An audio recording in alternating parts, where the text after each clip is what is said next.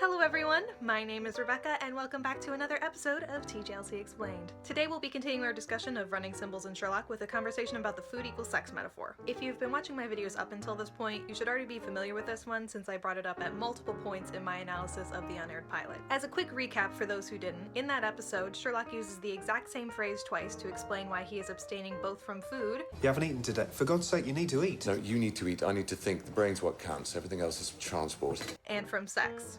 So, you don't do anything. Everything else is transport. By the end of the episode, he realizes he was wrong about this, as shown in this exchange. That's how you get your kicks, isn't it? Risking your life to prove you're clever. Why would I do that? Because you're an idiot.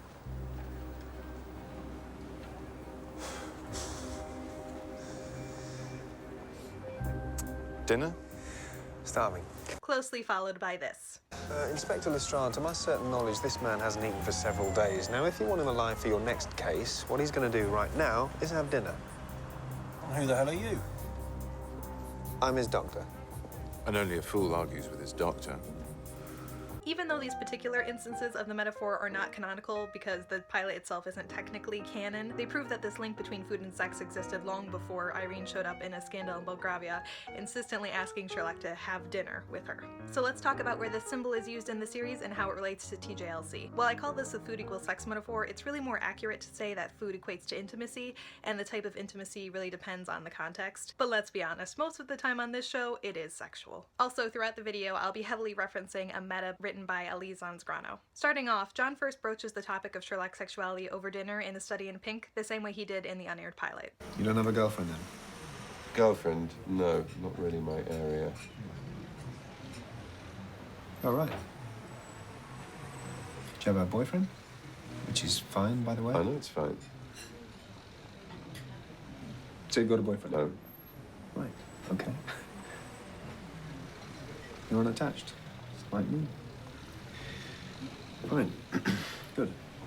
While this scene has been toned down quite a bit in the finished version, it's still very obvious in retrospect what's happening. Keep in mind that the writers definitely had the connection between food and sex in their minds when writing this scene, so their choice to leave this conversation over dinner was definitely deliberate, as was Sherlock's request at the end of the episode. Why would I do that? Because you're an idiot. Dinner? Starving. Again, it's a bit more toned down than it was in the pilot version, but given that their goal was to give the romance sufficient depth and time to unfold, this choice makes a lot of sense. The symbol shows up again in The Blind Banker. While on the case, Sherlock and John stop off at a restaurant. John eats while Sherlock watches on. Think about what Sebastian told us about Van Koon, about how he stayed afloat in the market. Lost 5 million. Made it back in a week. That's how he made such easy money. He was a smuggler. Allysongrono's meta suggests this indicates unrequited desire. Another interpretation is that while Sherlock is abstaining from meeting his bodily desires, he is still interested in John's and readily interrupts the case to cater to them. This reading is supported by a recurring question in A Scandal in Belgravia, which I'll get to in a bit, and also within the episode when Sherlock interrupts Molly's lunch to ask for her help on the case. So you're working here tonight? Need to examine some bodies. Some? Eddie Van Koon and Brian Lucas. They're on my list. Could you wheel them out again for me? Sherlock also reveals in this scene that he doesn't eat while on the case because it slows him down. What are you having? Don't eat when I'm working. Digesting slows me down. Towards the end of the episode, John's date with Sarah is interrupted by Sherlock's hardcore third wheeling and also the fact that he gets into a fight with an acrobat. The three make it back to 221B where Sarah asks, "Is it just me or is anyone else starving?" Oh, God. Sherlock clearly finds the situation tedious, but more interestingly, when John checks the kitchen for food, he doesn't have any to give to Sarah.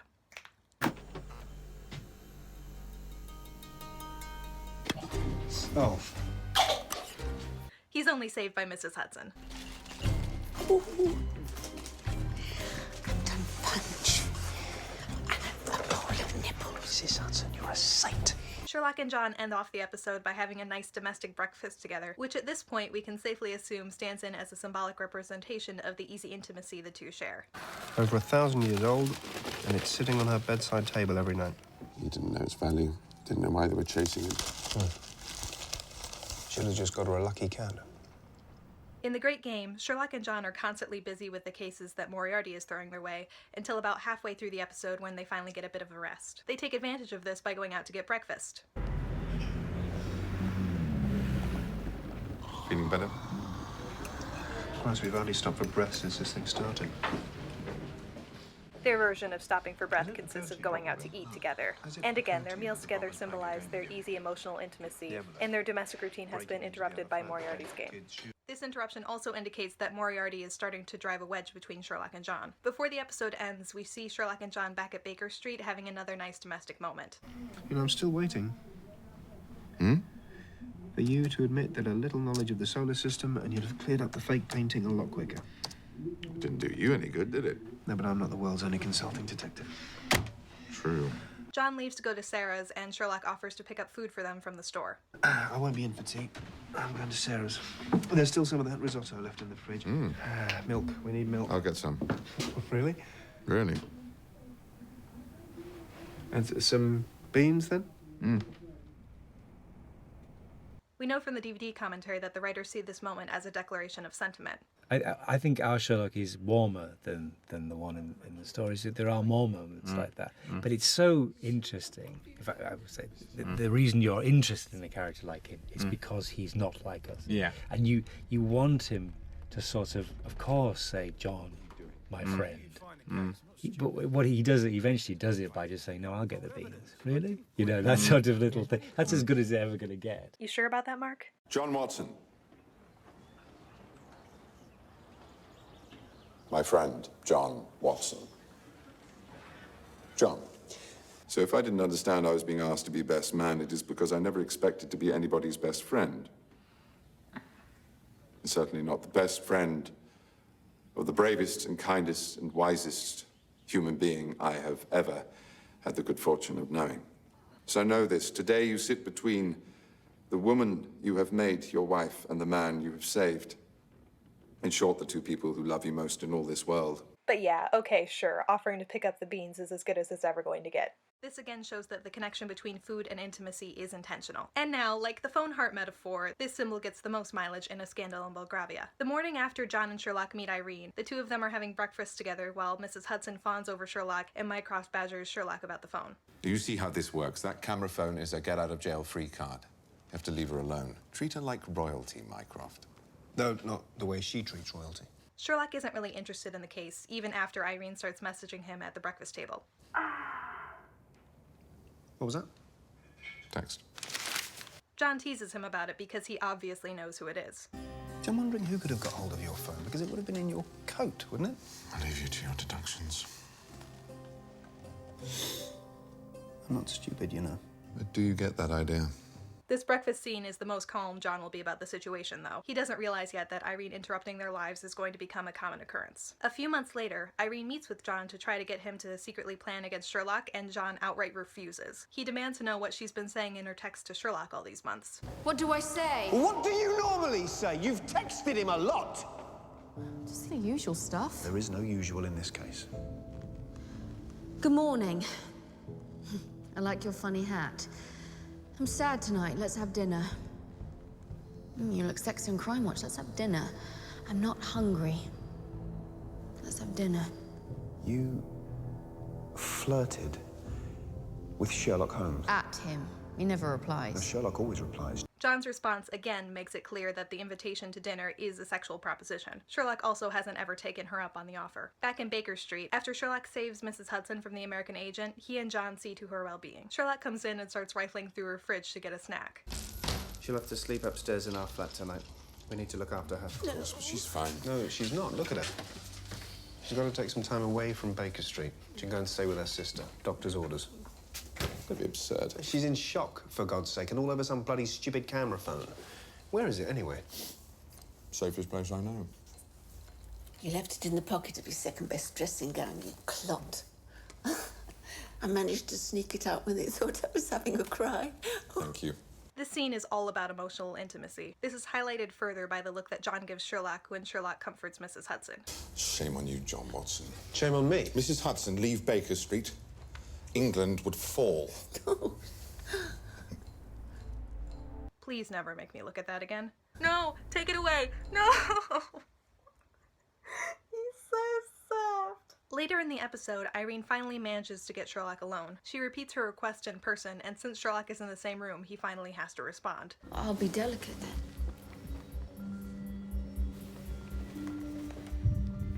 let's have dinner. Why? You might be hungry. I'm not. Good. Why would I want to have dinner if I wasn't hungry? There it is! Firstly, before anyone forgets because I'm taking this out of context, Sherlock is leaning in and taking her pulse to gauge her attraction to him. Secondly, Sherlock just admitted that he isn't hungry for Irene. Thirdly, why would he want to have dinner if he wasn't hungry? You don't have a girlfriend then? Girlfriend? No, not really my area.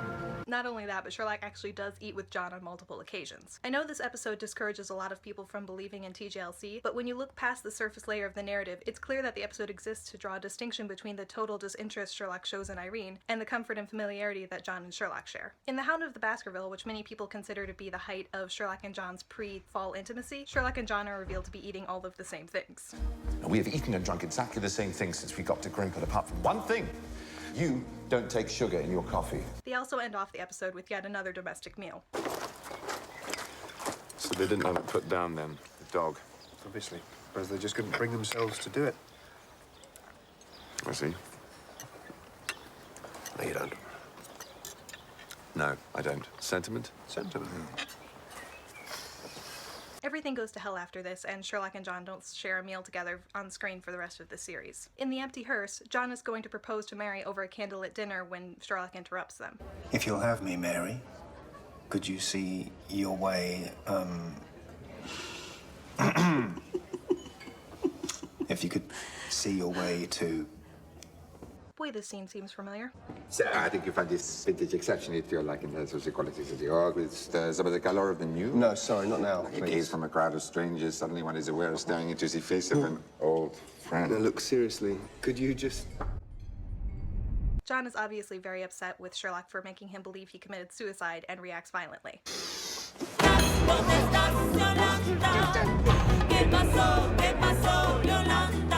There's a brief montage of the three of them getting kicked out of progressively worse restaurants, and the entire time no one eats anything. Okay. So just your brother, Molly Hooper, and 100 tramps. No. 25 at most.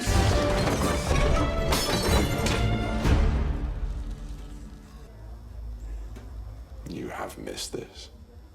Admit it. The thrill of the chase, the blood pumping through your veins, just the two of us against the rest of the world. I don't understand.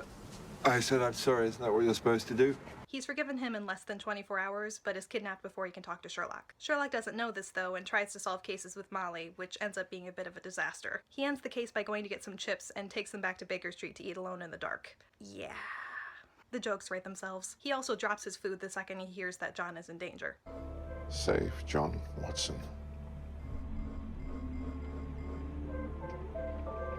Now. Where are we going? St. James the Less. It's a church. In his last vow, we get a scene where Sherlock breaks out of the hospital to meet with Cam. While there, Cam, being the completely repulsive person that he is, starts fingering Sherlock's food. You underestimate me, Mr. Holmes.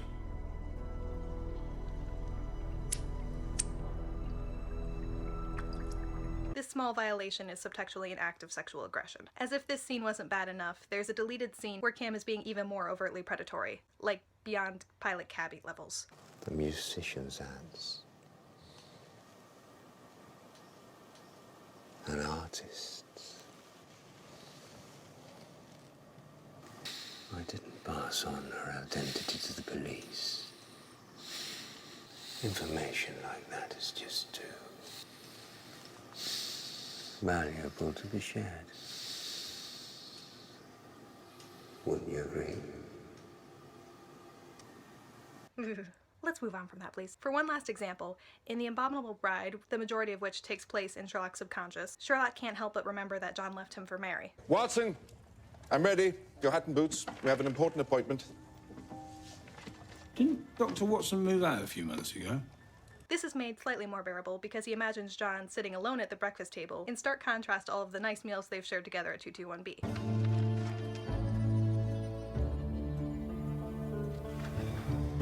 The fires are rarely lit. There is dust everywhere, and you almost destroyed my boots scraping the mud off them. If it wasn't my wife's business to deal with the staff, I would talk to you myself. Where is my wife? Begging your pardon, sir, but the mistress has gone out. Where did she go? She's always out these days. Not unlike yourself, sir. I'm sorry? Just observing, sir. Well, that's quite enough. Nobody asked you to be observant. Sorry, sir. I just meant you're hardly ever home together anymore, sir. Really, Sherlock? John also abandons his breakfast the second he hears from Sherlock.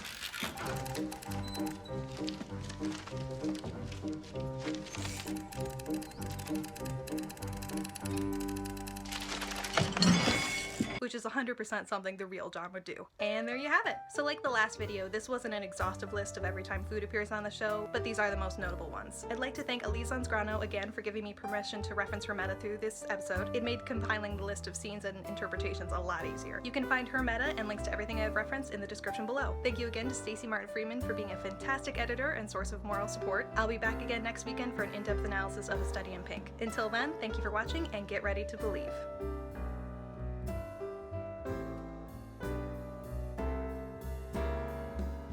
I had a lot of fun writing the script, but just it backfired. I went so red. Ugh.